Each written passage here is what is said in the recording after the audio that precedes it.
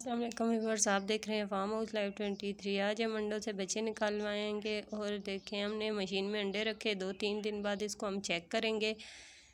ये देखें, आपको नज़र आ रही होगी ये इसकी चोंच। वाव, इसका मतलब है कि अंडे ठीक हैं। और ये देखें खून की धारियाँ आपको नज़र आ रही हैं। हम इसको बल्ब के नीचे रख के चेक करें, आपको चोंच नज़र आ रही है, इसका मतलब है कि बच्चे बन रहे हैं। 4-5 दिन के बाद ये देखें, हाँ, अब हम इसको ऊपर ढक्कन लगा देंगे और पूरे 27 दिन बाद देखें हमने अंडे को उठाया और उससे ये देखें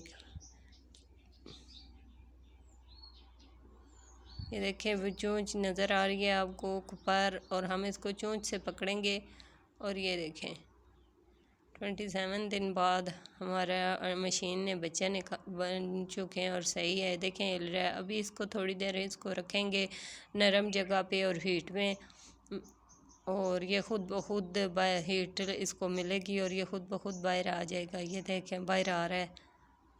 ये देखें ये हमारा अंडा। अब 2 मिनट इसको छोड़ते हैं और ये देखें वही अंडा, इसके बाल अब सेट हो रहे हैं और धूप लगने से।